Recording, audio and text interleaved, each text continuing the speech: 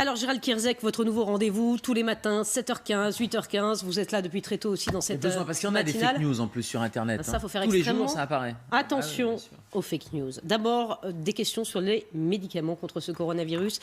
Le paracétamol, c'est le seul médicament à prendre si jamais, effectivement, on n'a pas besoin de se faire hospitaliser? Alors, le paracétamol, ça peut aider, bien sûr, si vous avez de la fièvre, si vous avez des douleurs, c'est du paracétamol qu'il faut prendre. C'est pas de l'aspirine, ce ne sont pas non plus des anti-inflammatoires non stéroïdiens. Vous savez qu'il y a eu une mise en garde ce week-end. Pas d'ibuprofène. L'ibuprofène, le kétoprophène, l'aspirine, la cortisone, ce sont des médicaments qui peuvent avoir des effets secondaires et emballer le coronavirus, c'est-à-dire faire flamber l'infection à coronavirus, parce qu'on sait que ces anti-inflammatoires baissent les défenses immunitaires. Donc le seul médicament qu'il faut prendre quand on a de la fièvre, quand on a un peu des douleurs, quand on a l'immense majorité, il faut quand même le recontextualiser, l'immense majorité des symptômes du coronavirus, ce sont des symptômes bénins, et ces symptômes bénins sont de la fièvre, un peu de toux sèche, un peu de douleur musculaire comme des courbatures. On prend du paracétamol, 60 mg par kilo et par jour pour les enfants, ce sont des doses pédiatriques, et 3 grammes par jour pour les adultes par exemple, mais absolument pas d'anti-inflammatoires,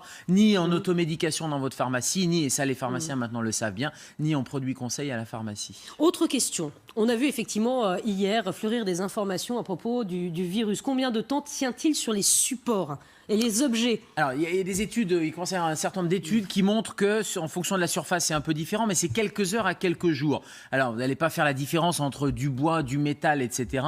Ce qui est sûr, c'est qu'il peut se transmettre par les mains. Ce qui est important de comprendre, c'est qu'il est sur la table, il est potentiellement sur des lunettes. Ça veut dire quoi? Ça veut dire qu'il faut se laver les mains régulièrement, parce que dès qu'on touche quelque chose, on peut être contaminé. Les gants ne servent à rien. Et la troisième chose, et ça, c'est la bonne nouvelle, quand on nettoie, il y a 100% d'élimination du virus. Et ça, c'est important, et notamment des études avec des chambres de malades en Chine. Mais non, mais ça sert à rien. Si vous mettez du gel hydroalcoolique, ça marche, vous n'allez pas pouvoir laver vos gants. En plus, ils vont devenir poreux si vous mettez du gel hydroalcoolique. Donc, le mieux, c'est d'avoir à main nue et juste avoir le réflexe de se laver les mains. C'est vraiment la seule chose qu'on vous demande. C'est ce qu'on fait d'ailleurs à l'hôpital. Les gants, on les utilise dans des conditions très particulières. Et la bonne nouvelle, c'est que des chambres de malades avaient été testées. Il y avait plein de coronavirus. Elles ont été nettoyées. Il y avait plus de coronavirus. Donc le nettoyage fonctionne. Et puis, on va parler des personnes qui sont guéries d'un cancer. Effectivement, on se pose la question, est-ce que ce sont des personnes fragilisées?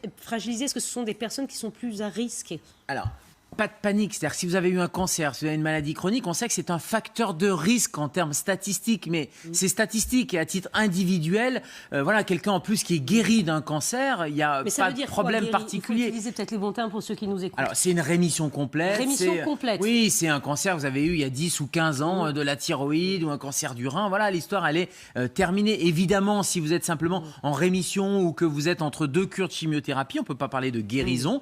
Et là, vous êtes un peu plus fragile, surtout si la chimiothérapie a un peu affaibli votre système immunitaire. Mais encore une fois, on est sur une histoire de facteur de risque. Donc, il faut prendre les mesures universelles, faire un peu plus attention et consulter votre médecin en cas de fièvre, etc. Vous le passez un coup de fil avant. Mais pas de panique. Le coronavirus ne va pas forcément vous mettre à terre parce que vous avez eu un cancer. Et c'est important de le souligner, effectivement, ce matin.